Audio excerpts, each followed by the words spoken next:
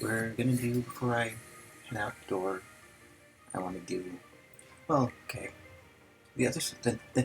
on the other side of this weekend coming up, I will start to inhabit my role as a courier of food in the grim, not too distant present of this world.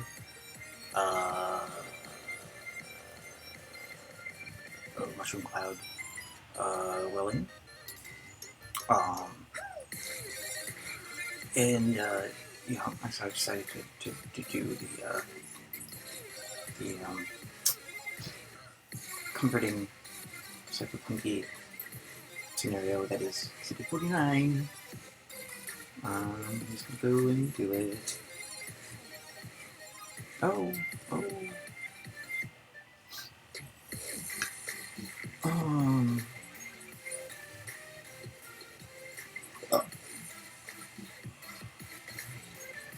Oh, that's fine.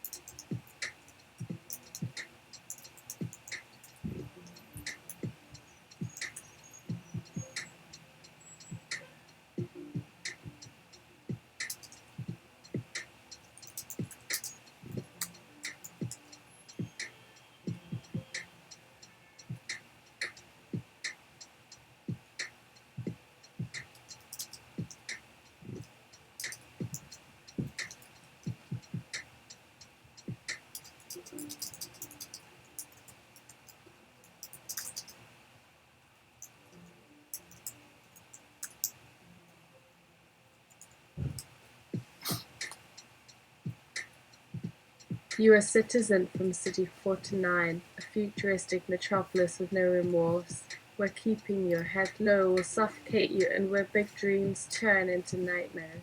Hey. Your cyber implant tells you it's time to wake up and administers the necessary dosage of stimulants. The synthetic motivation opens your eyes and you see your cubicle ceiling above you. As you leave the apartment complex, you notice a bizarre something. You forgot your keys, wallet, and cell phone, which is hilarious since this is your first day as a food delivery person for the engaged food corpus of the O40 Frick.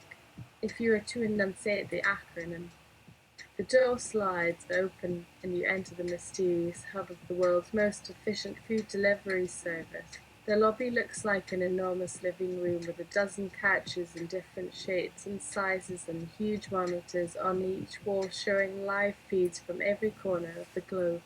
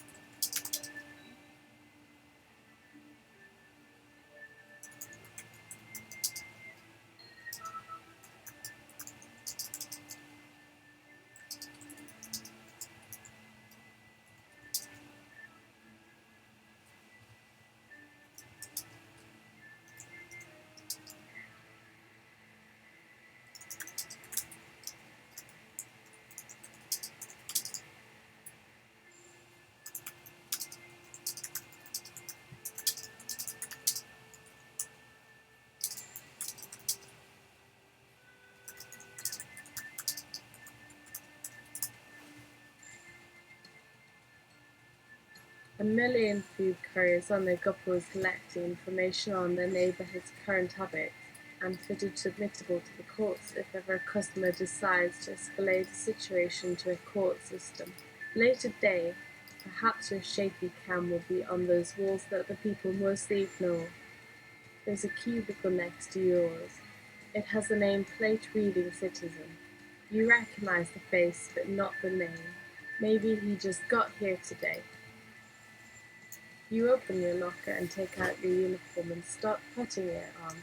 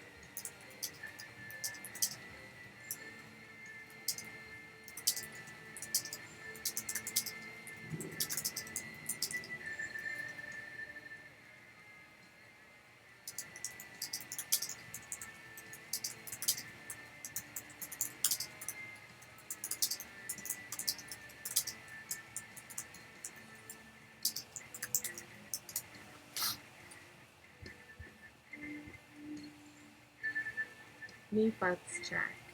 Elbow pads check. Utility belt with 4 types of non-lethal weapon, including baton, taser, cattle tase pod, and crowd control film that can freeze a warehouse full of cowards if you dance to them.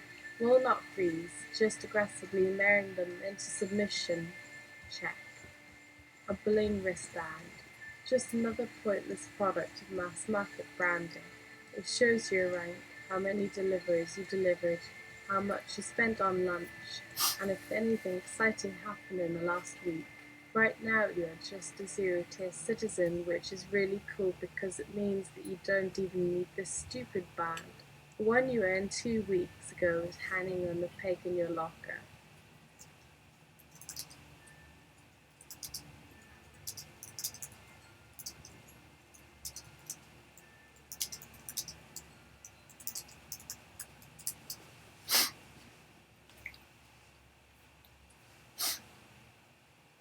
That wristband just won't shut up about your offender status. What's the point? You just broke all the rules to enter this place, even if you have permission to be here from an evil corporate entity. Rules, my frickin' frick. Who cares? Who's judging? Just buy your next pack of contraband hash in any neighborhood. Afternoon arrives. At the office lobby, food delivery people leave their couches for another day of work, reporting to their desks to have the micromanaging scab scream at them in full stereo.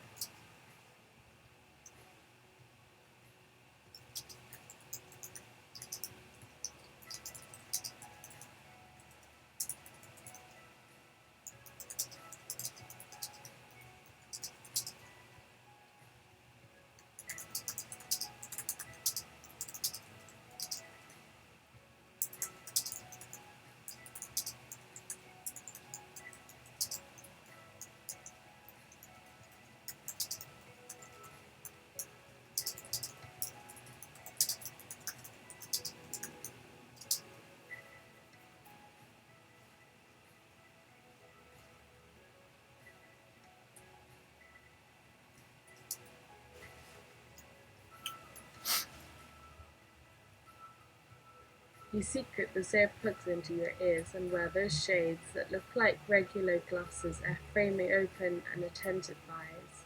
The ophthalmic lenses help you get by with a basic level of functional blindness. There are enough sightless citizens around to have learned all sorts of useful stuff, but maybe I should write a book someday. Ethnic Ipsos have no freaking imagination. First of all, it's time to throw that nameplate and enter the streets of the future. This is what your job actually requires, being able to disappear into a crowd.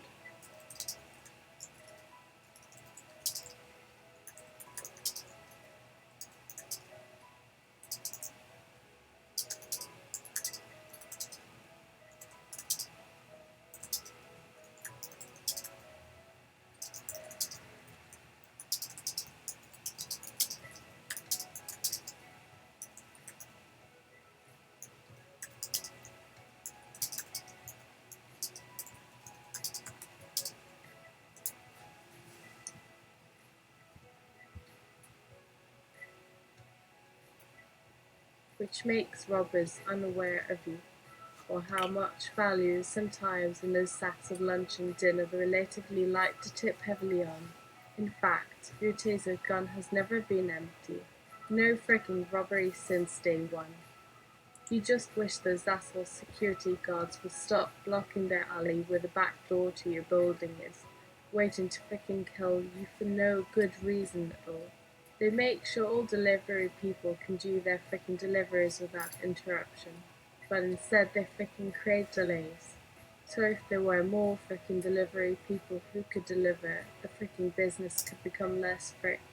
Frickin'. Frickin'.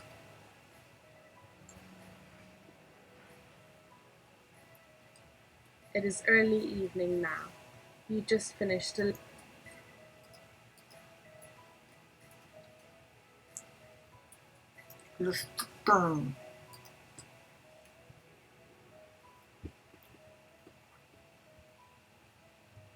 and tedious. Frack, man, just frickin' frackin' frick. As soon as the guards finally leave, you can get to the other side. You make the left into the alley of lost dreams and walk along the side of the building. You hear footsteps in front of you. Someone following you. You slowly turn around. He has a backpack over his shoulders, a hoodie up to cover his face, like most of those thieves that have moved into the neighborhood recently.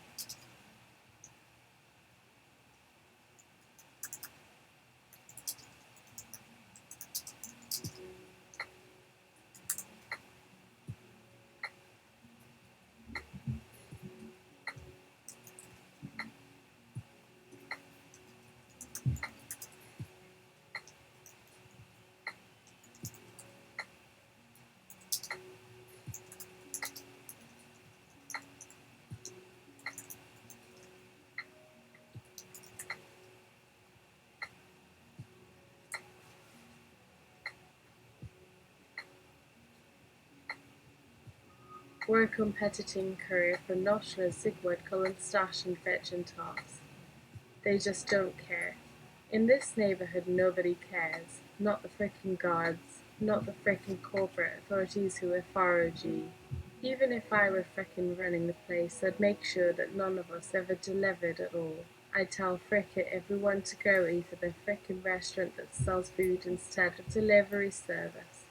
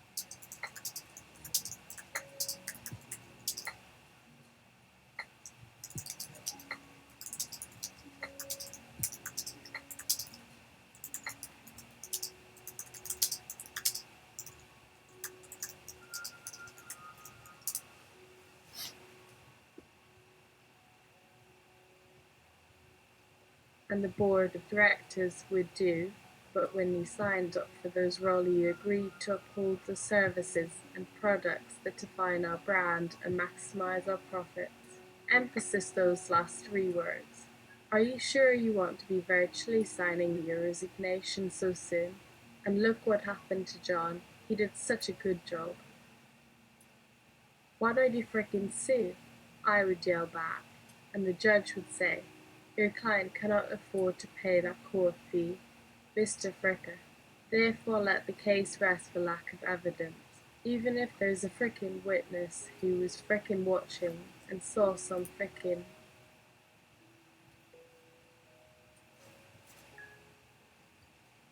objectification, and now I'd end my days in a prison with no frickin' hope for redemption. I hate fracking humans. I especially hate this frickin' street, these frickin' people, because they are what they should be frickin' all like here. That means a lot if I am a fricka that is. The frickin' place where things can happen, where the frickin' unenvisioned may occur.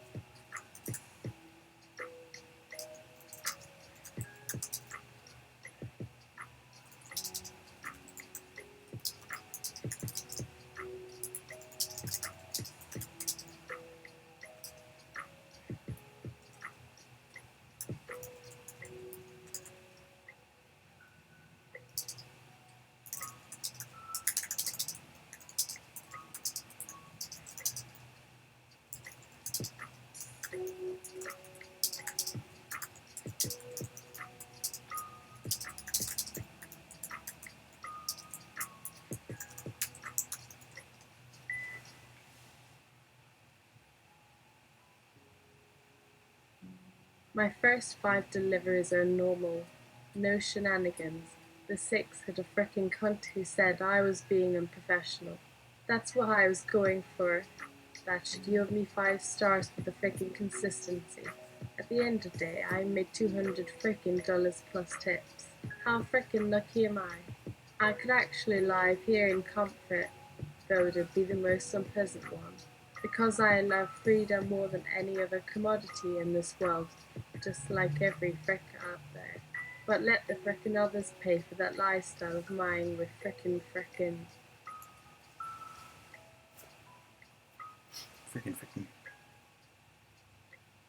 Frickin'. frick.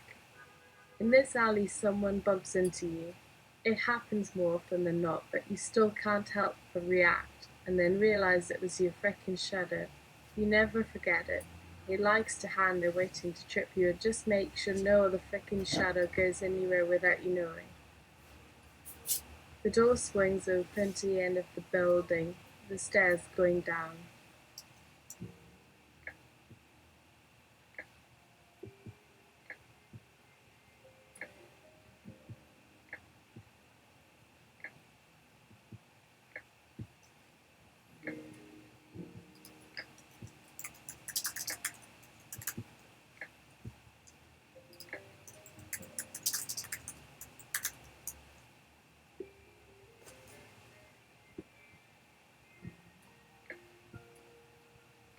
You examine the basement. The basement looks exactly like the floor above. Big computer systems, high-end servers in their hundreds of thousands, and even more people making sure they are properly charged up for their mission to feed the citizens, the planet, and the universe. Your shadow joins you in the stairway while you check behind each piece of equipment whether there is any frickin' intrusion, making sure no FRE can ghost, hacker, or cyber terrorist can go on the move and disturb you and everyone else in the hub.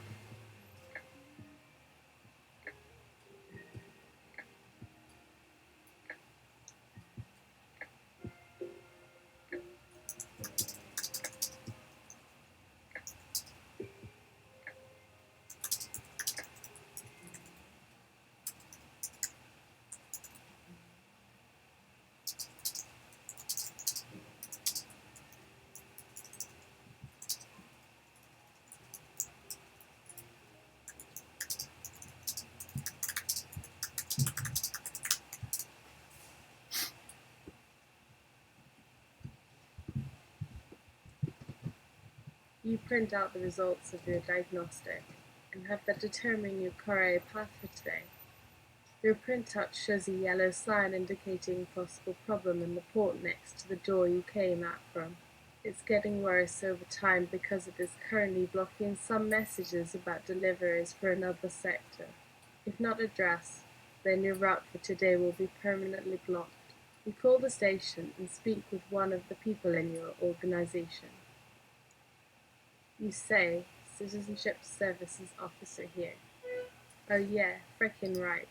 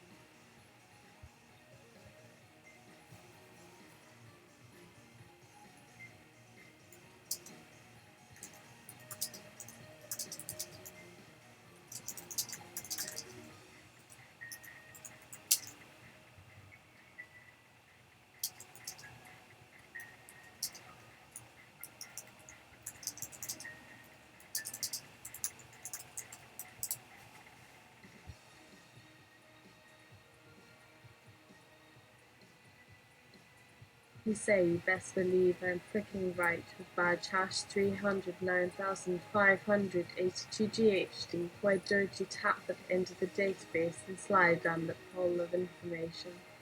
The Citizen Service Officer responds slowly, FRI, frack. He clears his throat and starts again. Oh, we are on our end working on it and trying to open it soon. Would it help if I took an aerial photo and sent it to you? Because if you're on your frickin' way there, I'm guessing you haven't got your frickin' feet set for a tour around the underground.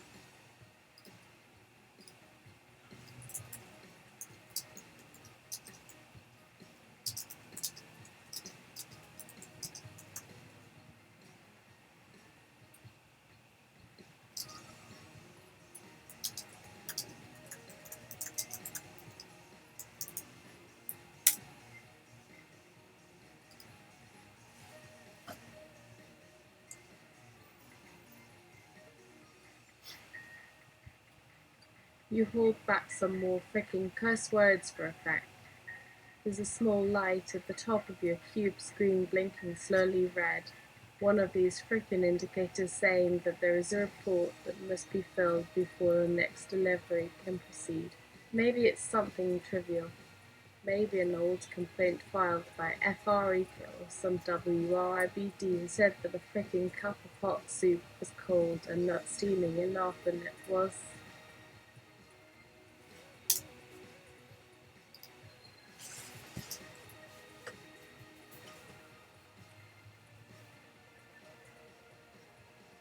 So, who friggin' cares?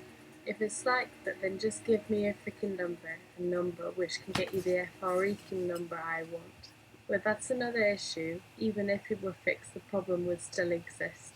Not that there aren't any frickin' ghosts around, but that these guys just don't know how to do their job. The person behind the desk had his or her number ready within 30 seconds.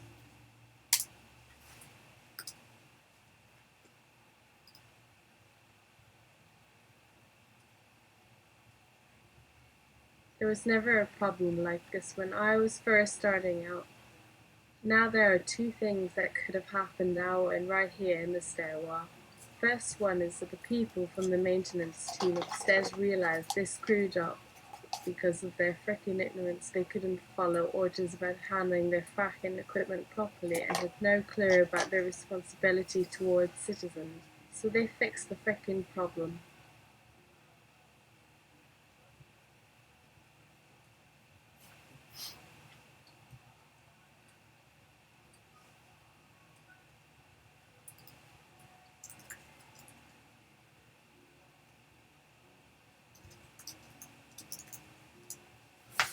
Oh, second one set.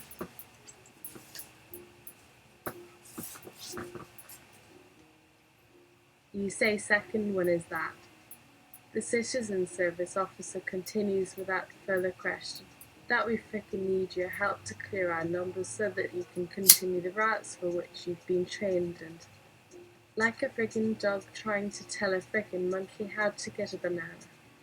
You can feel his mind just disconnect because he started his monologue while your attention was on something else.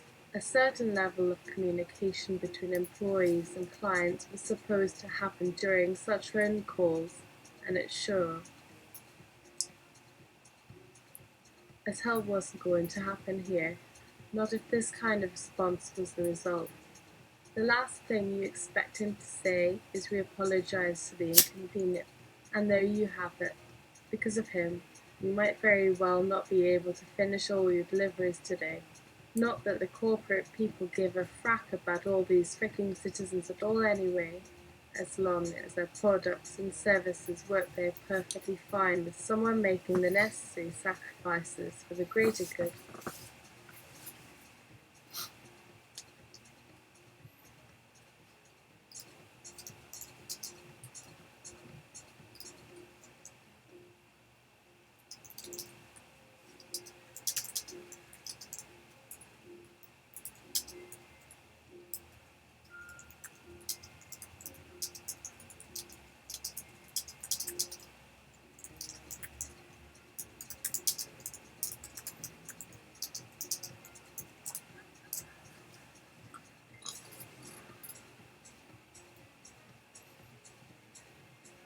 But this is the real world, where it is the real chaotic neutral at best. In our times, this is what you get to live with people you are forced to call colleagues, but who cannot care about you even frickin' for your own well-being. This is your life as a fricker, so that's how you treat it, day after day. So go frickin' fricker, or stay as a non-fricker.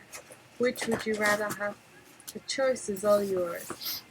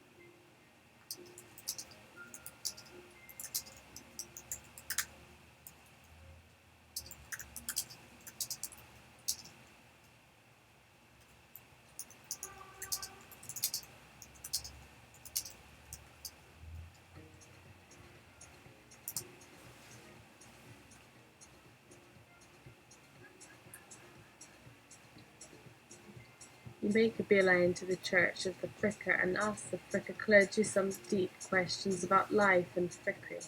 You ask them if God cares, and you will have an answer in every friggin' letter from them. There must be frickin' ghosts out there somewhere trying to hijack their mailing system somehow and are far reeking with our mail. Now you're going to give your shadow a body shot. It feels pretty frickin' cool, but not exactly like anything I want to do more of it, though that may depend on the night.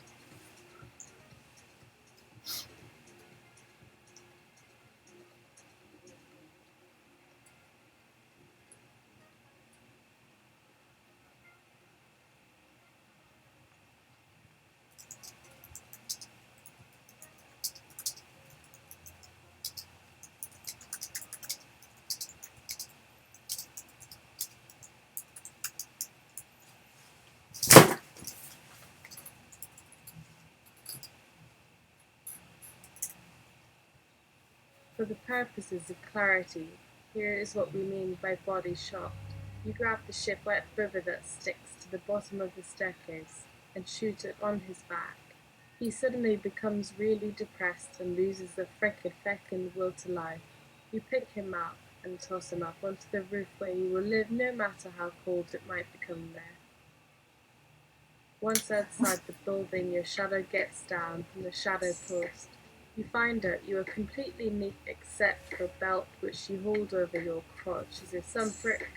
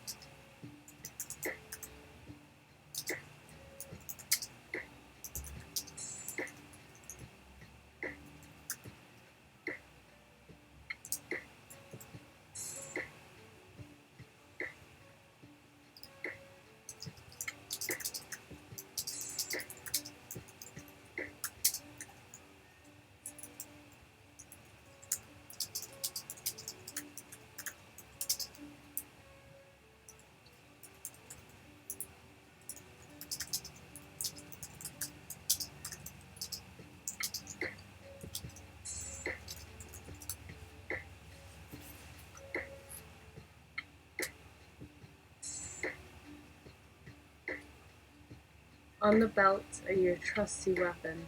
You are shivering to all frickin' hell and you feel alive. Because only when the frickin' balance has been redefined through absolute power does the balance of good become good again. With 2 frickin' rifles in my hand and nothing to do but blast off like a frickin' bullet, I will show the frackin' world how cool this guy is. But first, frack, I'll get a coat for myself, it's so friggin' cold. You have arrived at your frickin' destination without frickin' incident. You gave your FR.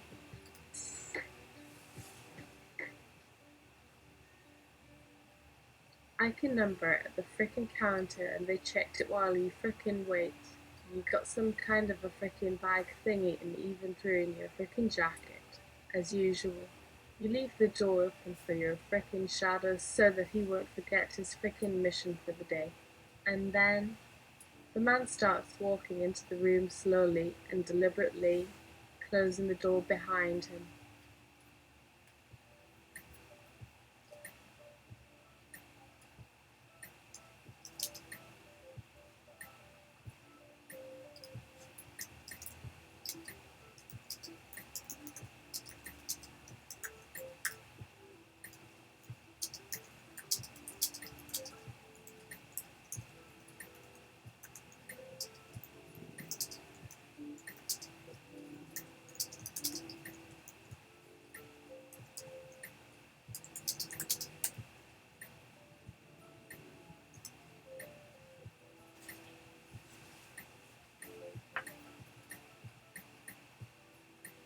You're in a little wee figure tells you to frickin' don't move until I frickin' say so.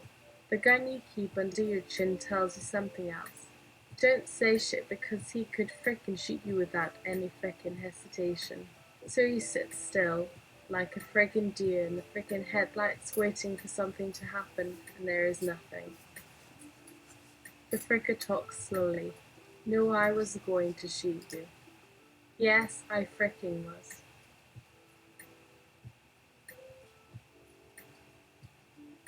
Oh, for frig's sake, listen to me, please.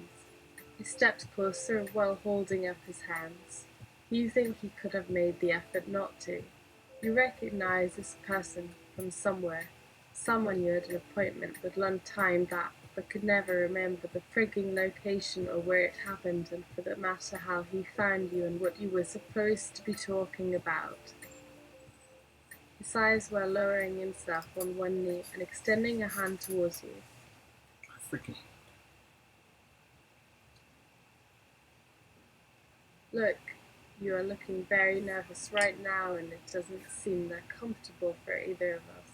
Just to frickin' calm down for a second, would it be all frickin' well if we sit over here and have a little drink? No offense, but you sure as heck look as though you need some friggin' help with all of this. It must have been hard.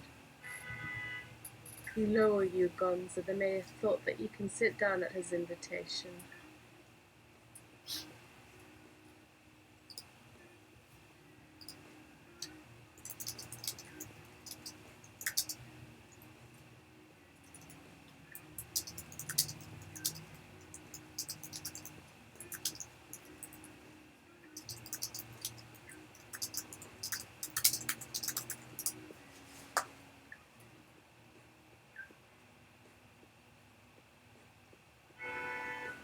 but you still have your knives at the ready, but you don't tell this man that. Instead you say, it's about my job, and there is this guy.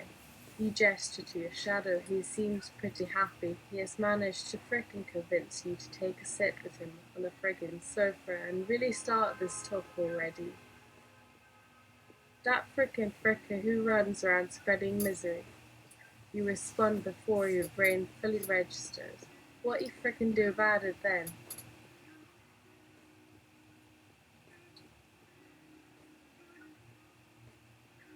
You ask this person, who you've probably spoken with half a dozen times before this, as though you are meeting for the first time.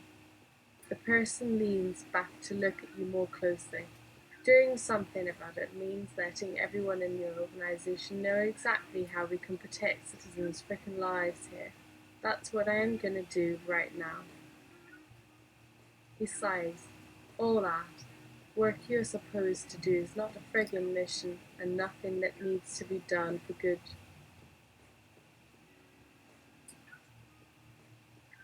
Frankly speaking, I think it is borderline treason. Your heart stops for a bit. The silence is comfortable. Then you decide to give the frick of this frickin' one last chance. The contract says I have to. I've just tried. He laughs loudly and shakes his head. All this talk of the job is only possible when frickin' laws are there to protect us.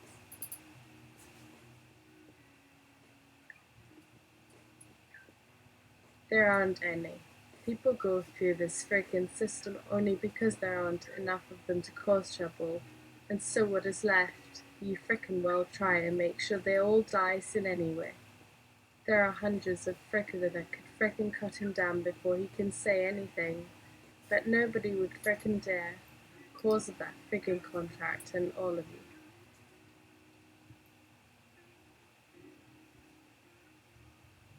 The fricker who sits opposite you doesn't need any more of this talk, and since the conversation is apparently over, he gets up with some force and strides towards the door while you slowly get off the couch to follow him.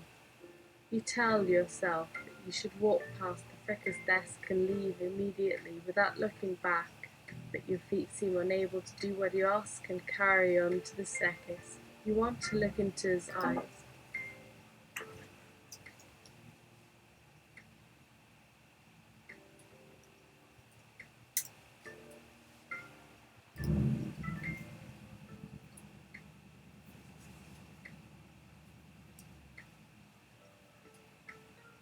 They should look troubled when you say this to them. You've got no friggin' idea what we are going through. We live in fear. We don't get a chance to frackin' sleep because there are friggin' ghosts frickin' walking around. Once you understand that then all this is about. But the fricker ignores all your frantic attempts to draw his attention. He walks over and opens the door, which is not where you told your shadow to frickin' close it, but left it open. Now that you remember, something made him to change his mind. It must be pretty friggin' scary. One of these two options you imagine, but maybe you could convince this frickin' man to give you some frickin' heads up in this frickin' future. If you can frickin' handle all the other stuff happening now as well, would you frickin' believe there is something else? The frickin' fricker guy who holds this whole friggin' corporation together seems like a FR. An angel now compared to any friggin' other employee in your fracking building. There, we both have problems and this fricker will probably understand us both. The fricker puts his coat on. It seems cold here, so he takes it off after one arm turn inside and then puts it back on again. He has decided something, looks up at the sky and closes his eyes for a moment.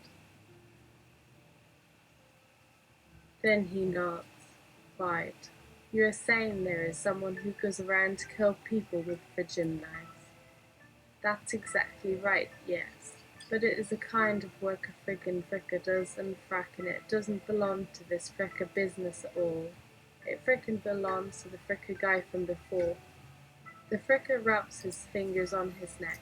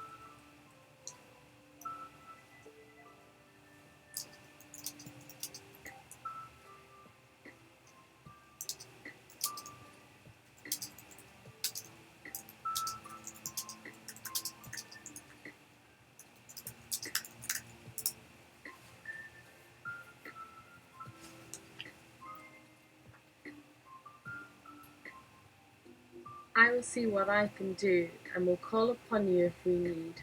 In the meantime, stay alert within reason. Frickle, citizen. Frickle, you say back. You never felt so respected before. You follow your shadow towards his spot for the last time this day. He picks up 2 bottles from the friggin' shelf and says this is a new product from Fricka that is about to be launched, and look, they made these friggin' mice to boot. How should we begin? Fricka pauses while opening another bottle of wine, giving you enough time to stare into his eyes. The Fricka wants to talk to you again and asks your shadow, did she tell you what we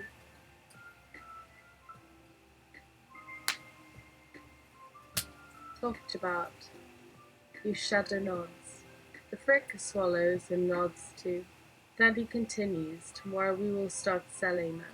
For those frickin' crazy freaks out there in Frickaville, how should we introduce them? Your shadow takes an empty glass from the fridge and puts it in front of the Fricka. Without another word, he makes the production of opening the bottles, pouring wine and glasses.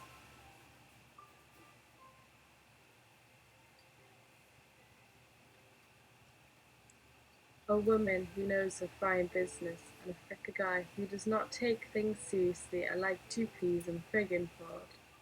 You have a hunch to say this. It's very hard to forget something as hilarious as this comment about peas, especially since the Fricka guy in question had also suggested to introduce frackin' cheese into the market. Say I asked you to prepare some special packaging for these cheese cubes, what frickin' would you do?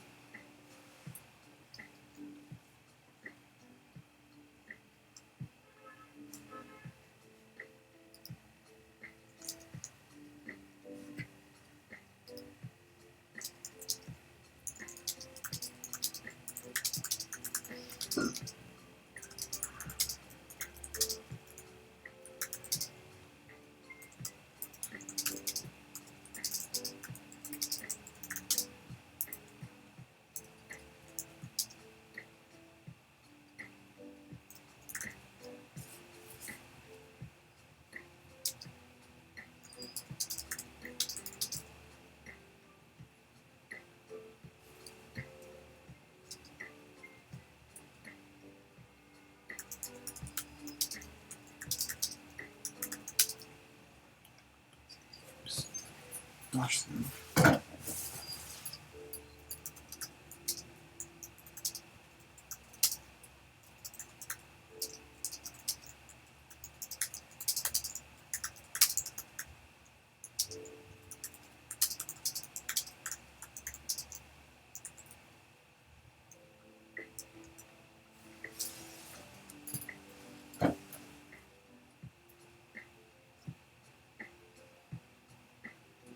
You said break out my game of Risk and open those little plastic bins that hold the Roman numeral numbers.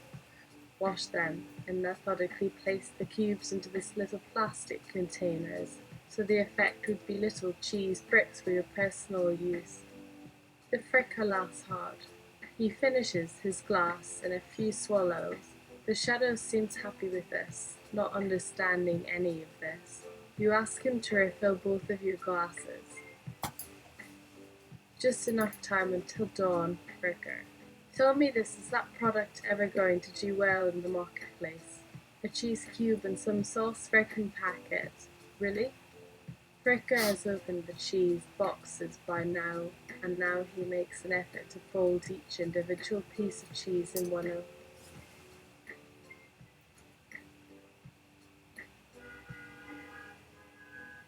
the small bags that look something like a sandwich wrapper.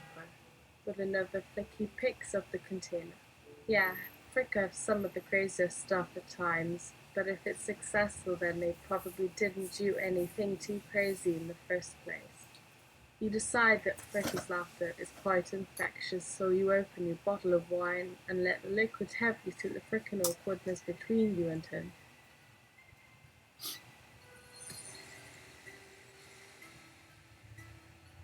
It sounds as though we both have problems here. Mine are real. Frickin' problem is yours that you will not talk about. The Fricka shifts uneasily. Your Fricka stops giggling and smiles again, softly. You have no idea what is happening to Fricka, but it makes you smile and nod to yourself. My Frickin Fricka goes around looking for trouble. My Fricka deals in death and destruction. My Fricka holds a secret that is the only thing that keeps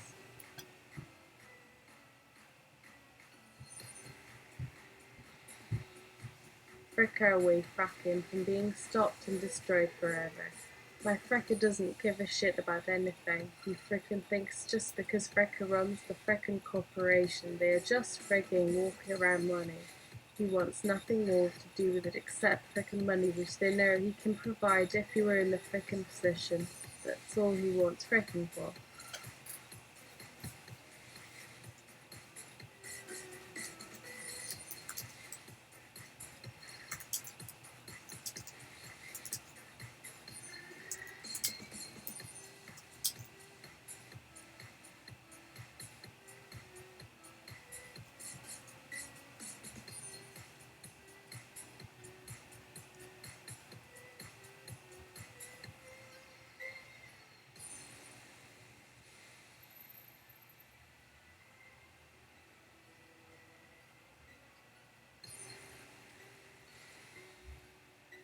Hmm.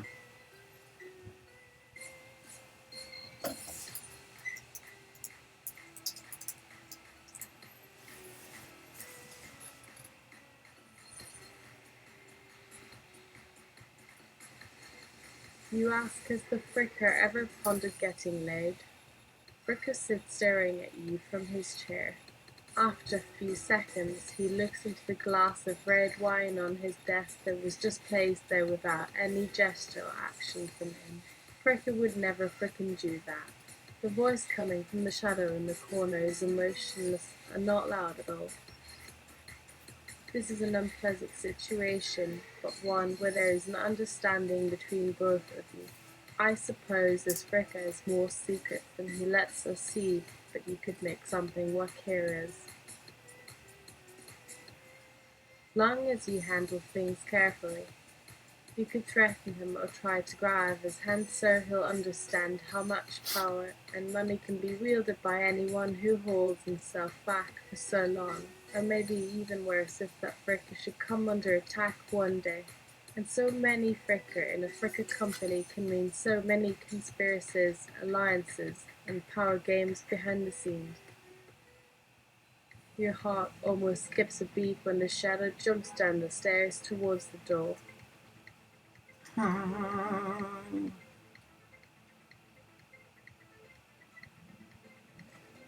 You feel embarrassed and become silent, feeling you shouldn't have been eavesdropping for such a long time. Then the shadow stops right under your nose and turns to face you. You still cannot see it very well, since the shadow is pointing to the shadow's upper half. You get the sense of it waving at you and speaking something, but don't understand a word of what the shadow is trying to tell you. The Fricker's head gets closer, and then Fricker's Fricker guy gives him the finger with all his frigging.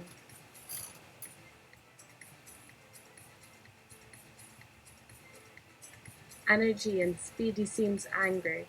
Then Fricker jumps on his desk, flings around bottles and cups of wine, yells and curses. It is more like one big mess than a controlled event happening there, and you cannot find any use in this information but being terrified of the whole thing. But one of Frecker's shadows says something you do understand. Tell me, Fricken, to who this Fricker dude should go.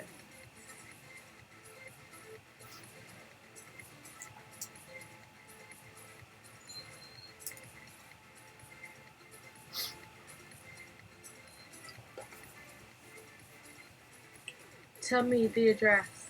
The shadow whispers loud to the other shadow now.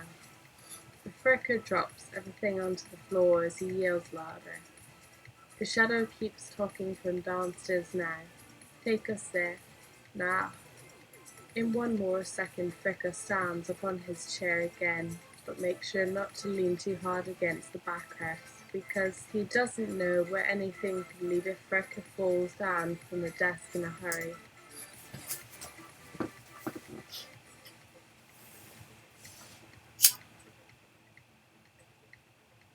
There seems to be no hope of you doing anything right now, which seems reasonable enough, as it does make your shadow quite uncomfortable, standing there in the staircase. It grabs you both by the elbow and pulls you along. The two shadows seem very scared and concerned now, much more than you've seen for the past few hours. It seems that the two shadows did not understand a word each other whispered, maybe just because one didn't want to listen to the other but doesn't feel comfortable enough to stop.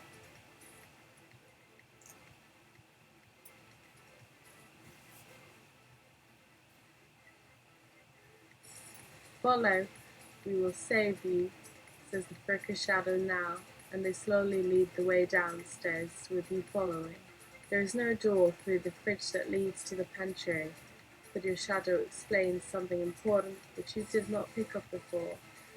There was some kind of commotion earlier when someone knocked at this very same fridge. Someone really wanted to come inside so much. Had a key.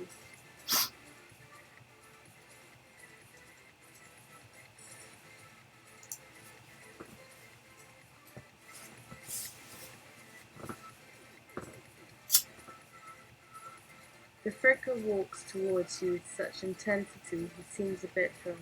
You are going to have to speak a little louder than that. The guy from outside can hardly hear anything now. He goes back into the kitchen and you follow him there. It's weird to be guided from a fricker's shadow who makes you do everything, almost like some kind of shadow slave. But there is nothing better to do than follow. And Fricker says something about Frickle once again.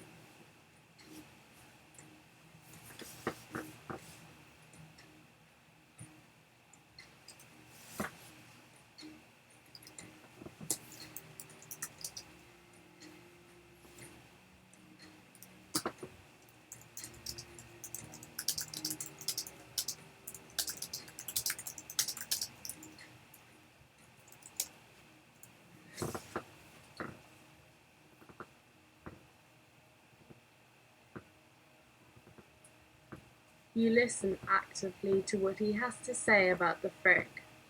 This time, he starts talking from where you stand in the living room. A few fricker guys use it as well to escape our friggin' boring work week sometimes to get laid with fricker. I think it helps keep them alive too. But a good place is definitely the hotel upstairs where people from out of town are staying who do not know the best place yet or cannot go there themselves. The fricker points to the red square that lights up from beneath one of the fringe staircases.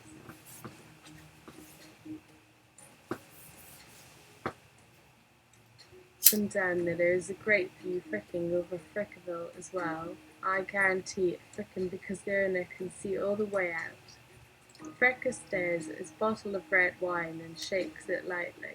This fricker thing I'm going on about right now really does happen. Trust me. Come up and give us a break. You really shouldn't hang around here when there's idiots of me at the fricker late.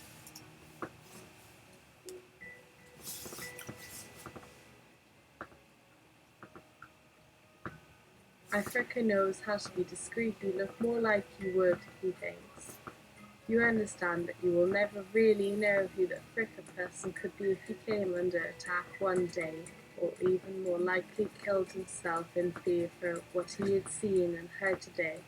But Fricker says there might still be a possibility your Fricker insists so. It depends on what he's told others about the frickin' mission we did tonight.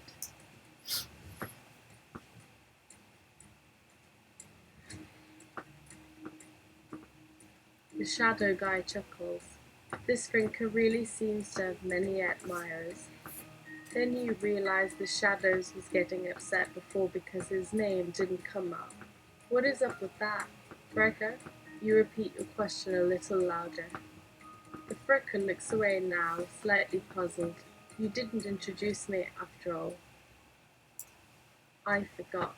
Sorry. What is your Fricker called? I want to know who would want to do anything with someone else who isn't a known Fricker. Your Fricker nods gently as he continues drinking his wine. Do you believe in frickin' things like ghosts? Like how our friends might appear frink in their frickin' last moments if they really were dead? Maybe. I've heard about ghost movies. Some people say it's because some Frickin can get their frigging soul back into their body, like through frickery.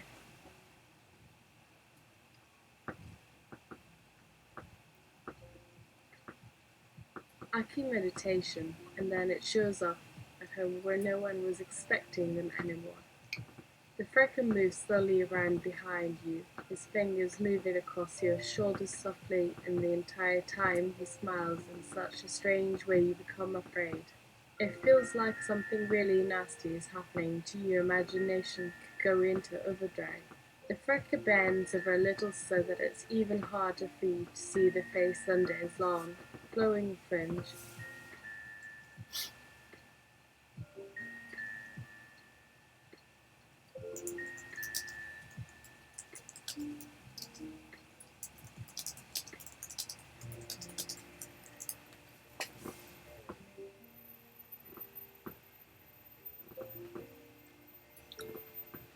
You prevent yourself from cutting off those bangs of his. At this point your Fricka becomes tense again, and you hear him say something unintelligible to his shadow downstairs. That guy is quick on the uptake. There has been a decision made.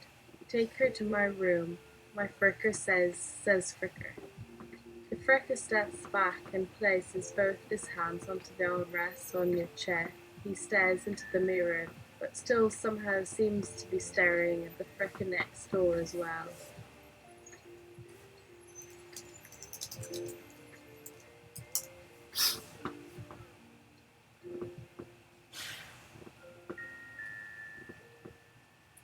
You say what the frick?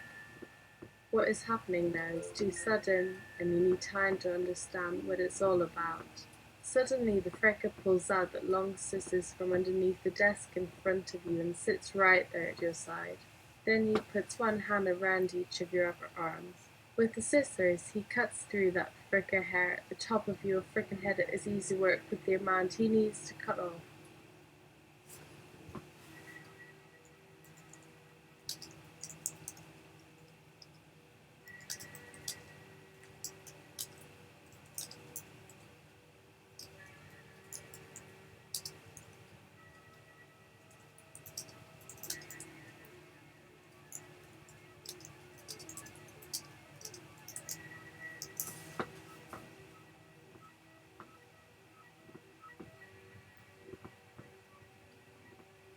Yell, frick.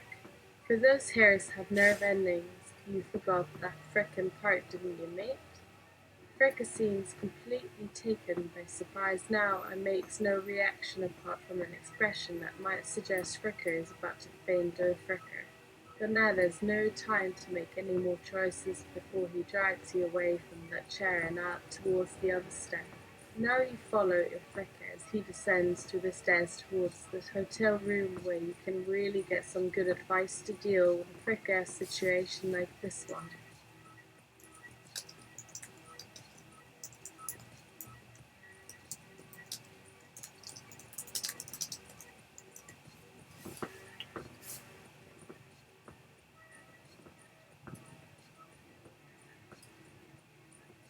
You feel real frickin' right about now. You stand in the very end of the corridor upstairs in front of that room that's only lit up from within, and stare down into the window across.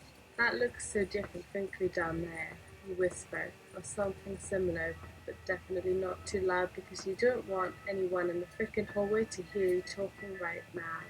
Then you continue on slowly. Now we know who else to go to next frickin' night if this guy keeps on wasting all our time.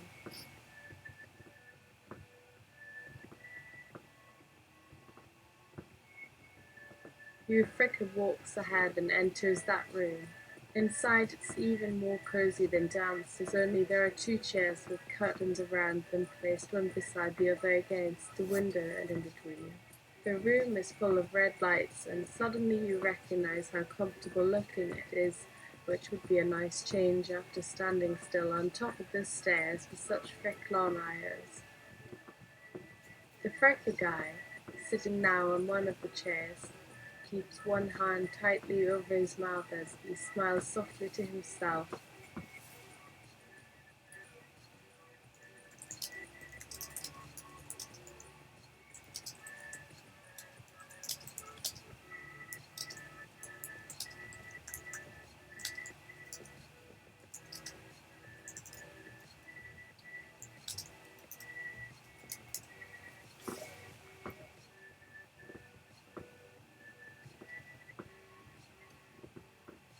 You wonder how the frick you know what goes on beyond someone's frickin' covered mouth face. The fricker puts the scissors into his own fricker pocket, then jumps over to where the other chair stands and sits there opposite to you as soon as his feet are down onto the floor. The two shutters close the curtain and cover them with two glasses. That does make it easier to concentrate, but Fricker immediately sits down and pours some wine into the Fricker's glass. It doesn't seem to take a minute before he takes a gulp from it.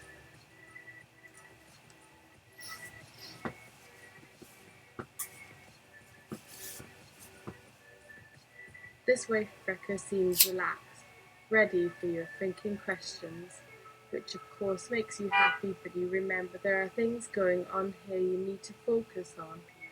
My Fricker tells me that there is Fricker there as well tonight, on my request. He thinks our Fricker should come by now, which might help us. After all, we are in need of him, and that's worth it. I'm sure about that.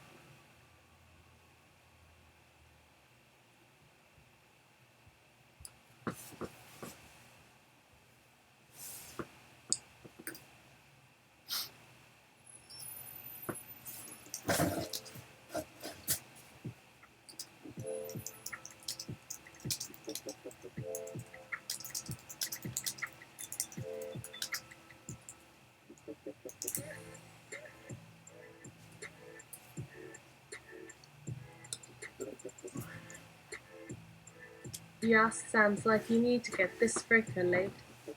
Fricker's mouth opens wide as he gulps another sip of red wine. No, tonight is the Fricker night, not Frickin' mine. Believe that you can learn anything at Frickin' school, Fricker says clearly. He gulps again. The real problem we face is getting our fricking own Fricker here under the watchful eyes of someone outside. He gestures to the darkened hallway that you have to follow next time in order to reach the bedroom.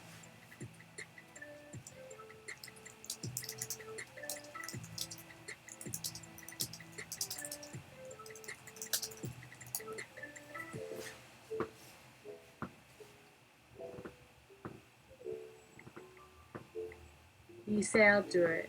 When do you want the Fricker here?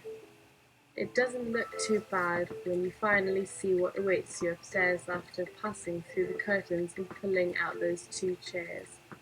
You both sit down now, and it doesn't really matter whether you would feel like taking something into your hands to make a move at that moment, because you find yourself doing things more and more without even asking questions. Now the two shadows are becoming more discreet so that they only peek out at you, which makes you feel safe for some reason.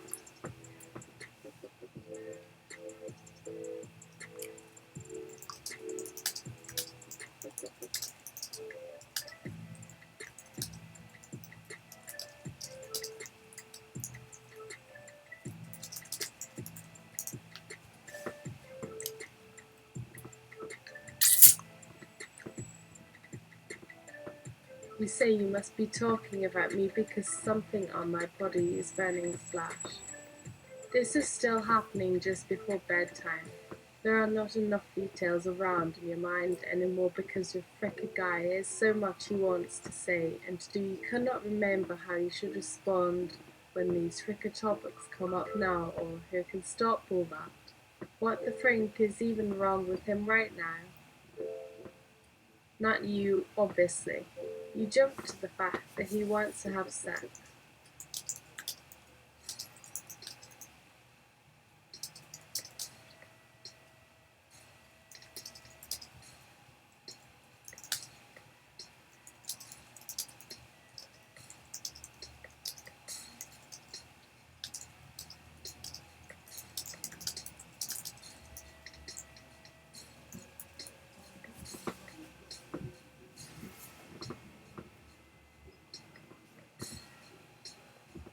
You say, oh come on, admit it.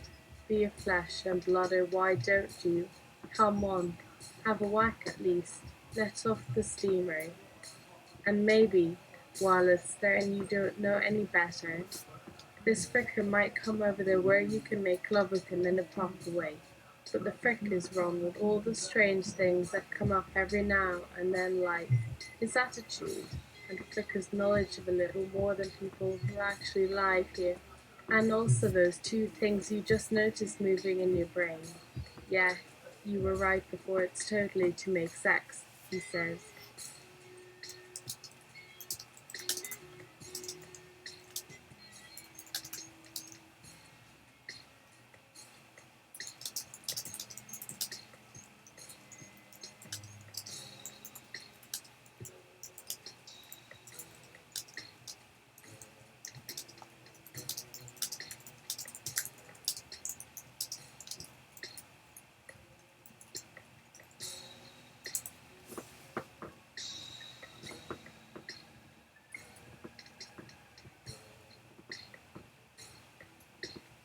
You say you don't make it. You have it. You and the other collaborate in frothing forth together a pleasing moment that makes the world not so fraught. Oh, The shadow in the corner raises his hands as if he just remembered what a newcomer like he can do. The one next door, lying down against the curtains, is as well taking a huge interest. They both look at each other, then they both call out. Fricker pushes his face to your side a little. This doesn't help. Please don't, Frank, say things like that. He also glances at his Fricker shadow, who is a lot quieter and keeps watching you now, but Fricker.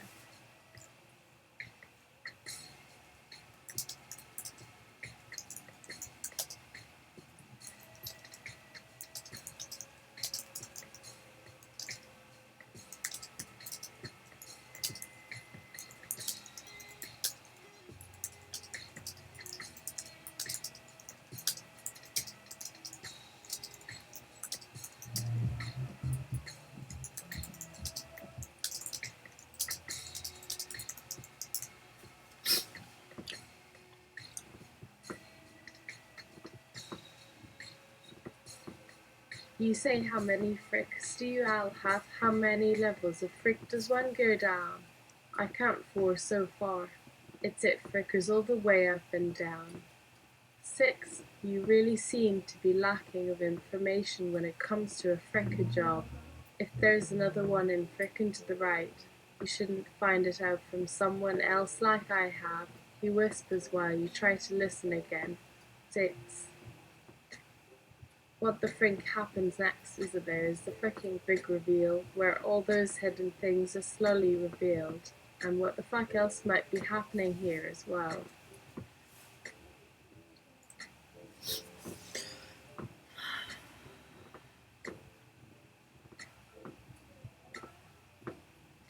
The fricker shifts his feet gently. I have my suspicions, but who am I to frink and prove? The fricker continues. We've made arrangements, and I can keep these 2 year longer by explaining something to them, but who knows when fricker number 5 might arrive. Where do you come frick from? You ask as you watch the two shadows on opposite sides of the curtain again. Their lips are moving very slowly so that it almost sounds like you're the only one talking.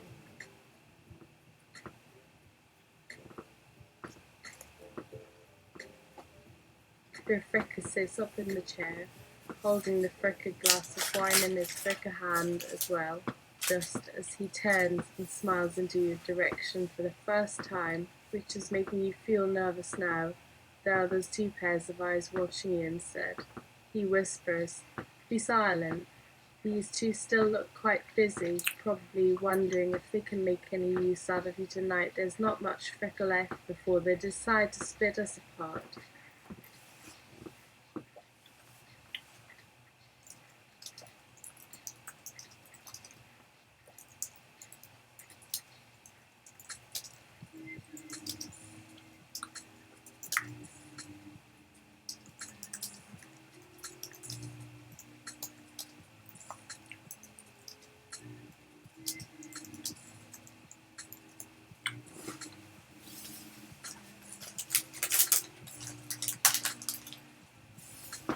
You say I thought that already happened when you cut a penis worth of nerves from my hair scalp. Your fricker throws you a wink and moves in front of his mirror. Just be silent now. These ones are definitely too eager to talk in a nice way. His smile seems more sinister now. Like you, he whispers, looking at that small pair of glasses staring back at you through the curtain. The two Fricker shadows still smile back to your Fricker as Fricker brings both of them into the corner of his bedroom with you standing here by yourself.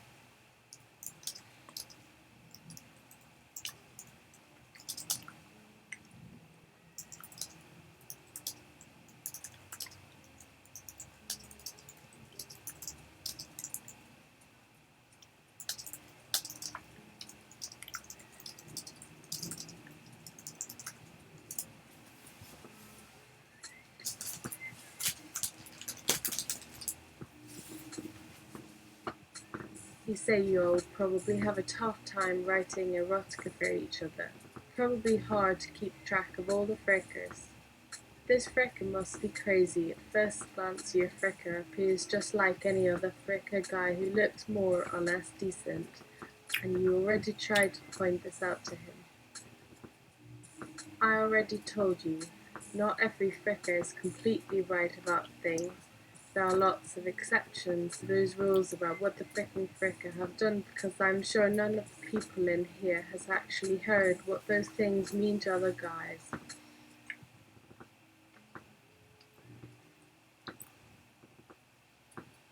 Believe me, I was not raised in one of these places. And then your Fricker kind of agrees, but also doesn't. It sounds like you don't even know what's going on right now, and for Fricker it is part of his duty to give you explanations. Okay, so let's imagine a scenario where an editor does get something like that idea, where there is an instruction to bring the scene out even further.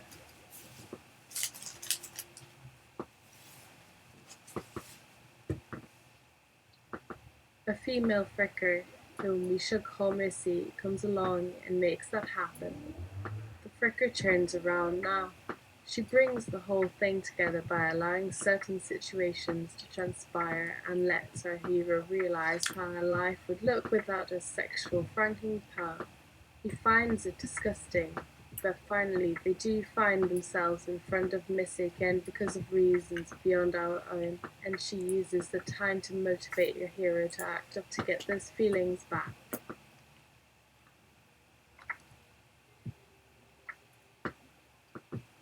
You stand here looking at those two Fricker shadows peeking through the curtains and listen to all those details. Imagine now, here Fricker says, "We are in Missy's position, and you would like us to say some stuff about sex to you for a new Frankie porn magazine we could help produce or publish. As much as this might sound a bit insulting when it comes to you, we Frickers are usually too embarrassed to write about what we would like to happen when it comes to us, so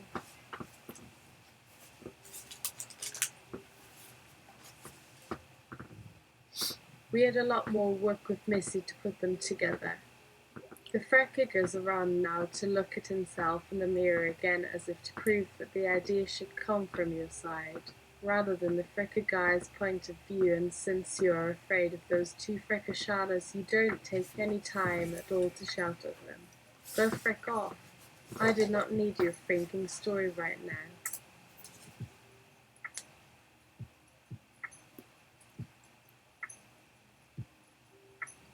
And if this guy is going to ask the two shadows something as well, it has to be you to reply so the conversation will progress properly. Did I say that they wanted to put some Fricker stuff together? What Frink would actually write his fringing dreams up for publication? You really want to ask more about where the frickin' nerve came from it didn't happen to you this easily. Otherwise, you'd already know which way this is going to end.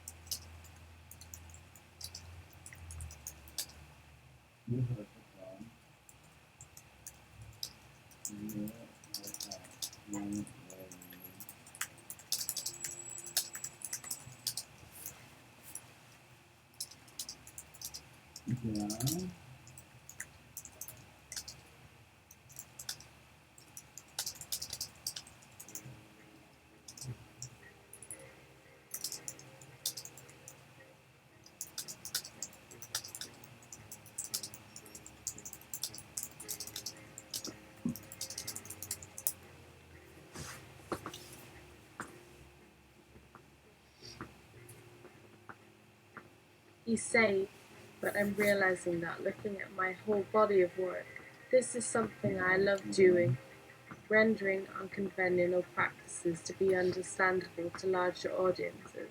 So why am I resisting? This should be a no-brainer.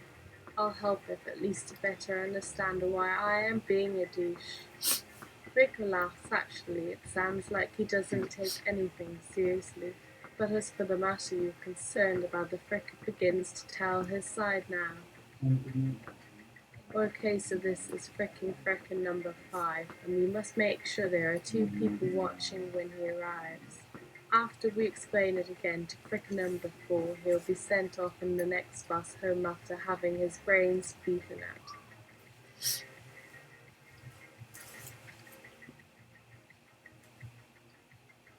And then the secret gets revealed by me or one of the other Fricks. Your Fricker says as soon as the shadow on his left is waving her hand to him to say something, and you notice this now. As we shall give that poor bastard away with this reveal and go home, right? Fricker turns around now and then asks his Fricker to raise a hand as well to demonstrate which action needs to come next.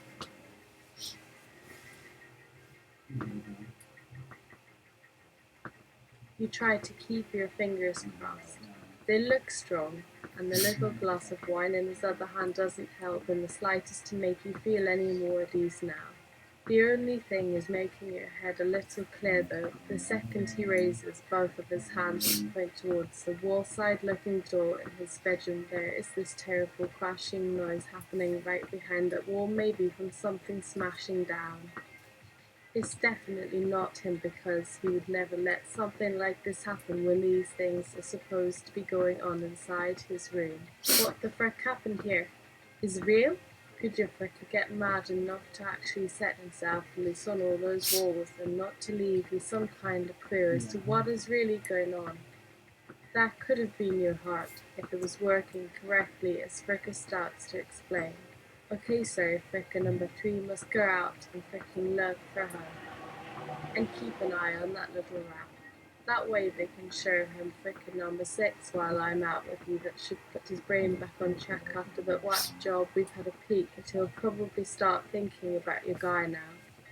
As the Fricker continues whispering all of those ominous things and gets you even more worried, but these ones may not return home for a bit.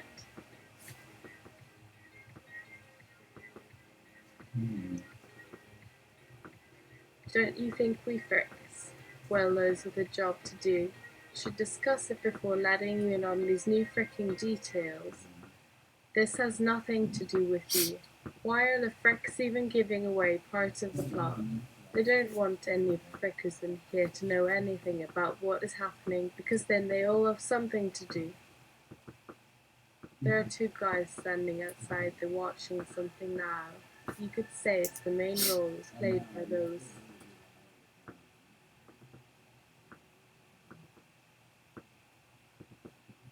2 men at it, but in this context, they might also play the shadows which sit right in front of the curtain too, as if you're even given more importance than what's out there.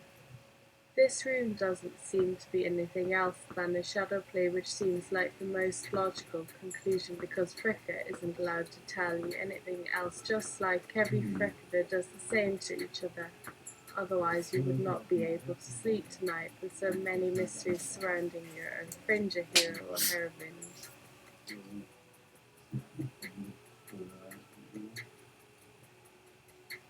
The secret of those books and those people's feelings seem make it all happen in their fringe minds as much as possible. The sex itself, a part of your mind tells you, why bother yourself further details about that when you already have a role to play? You are not here to add some great new parts to one of those books. Your purpose is simply to get paid and try and fit into these guys' world like everybody else around you and avoid being stepped on.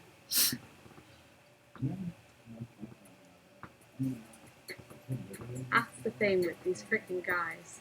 No one takes frickin' responsibility, except fricking me. You just take things serious for the fact he will have to listen to your questions, and don't tell me I didn't give you any answer or didn't let you know what I wanted to let you know.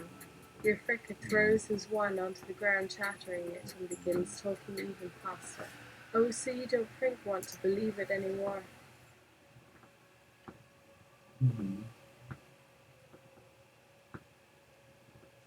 You try to raise both your hands, but they still seem like small enough crabs to prevent him from continuing. The fricker starts whispering again as your arms slowly fall down. I had a look at you first when the editor himself was trying to seduce me. Do you remember? He stops talking and smiles in front of his own face. You frown. Do what? Is this the time to ask you questions about franking and here because your heart just told you there is something else happening out there?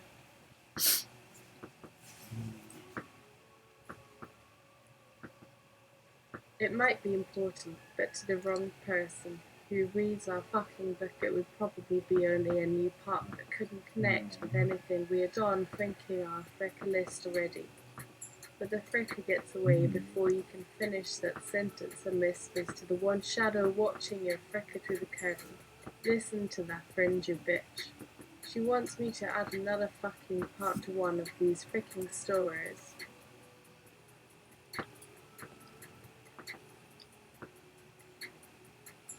Your fricker doesn't sound happy about this decision. It could mean he needs you right now if things get out of hand. I was wondering where that fricking nerve in her brain comes freaking from. He pauses for a second to give this fricker a little wink. Because I'm the only guy here who's willing to write about what happens when you spend all your fucking life getting those fricking feelings back.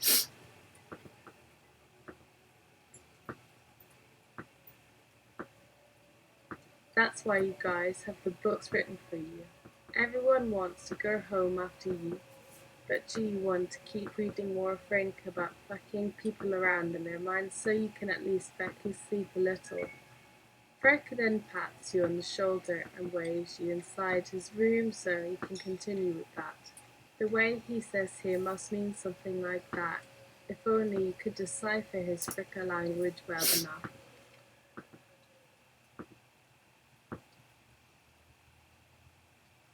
This fricker appears to be waiting in the middle of those curtains to hear what your fricker will do next, so make a move.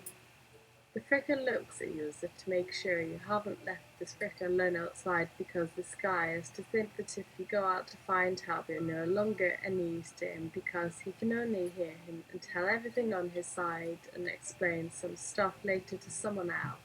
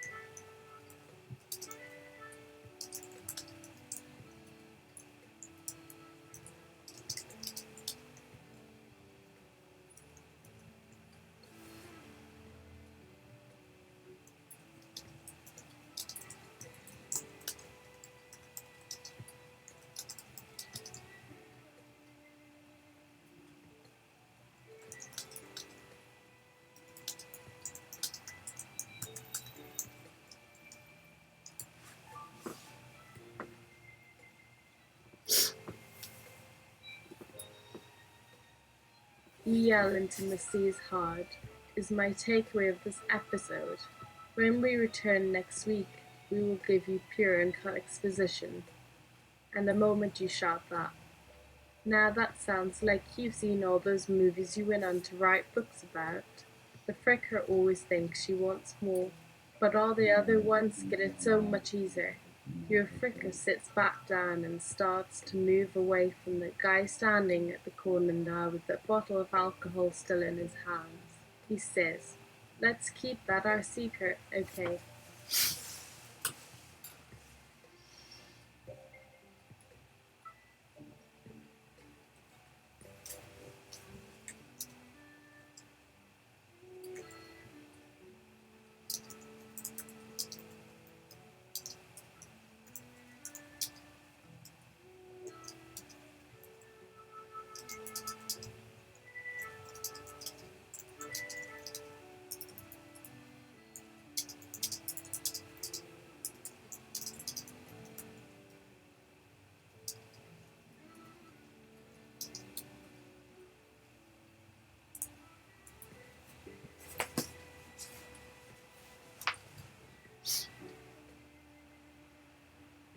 You say okay, right, a chum whispers until it is time to drag you out into the open. The guy listening through the curtain isn't paying attention anymore and moves aside as your Frickin continues to stand. The rest of the things he did are almost too far for you to hear though. All you really heard was, he should stop screaming and whining, come Frickin into here before he makes those guys over there want to take me off. And then after all these ominous stranger talk, this Frickin book might turn out much more important than I'm letting on to anyone, including those who read.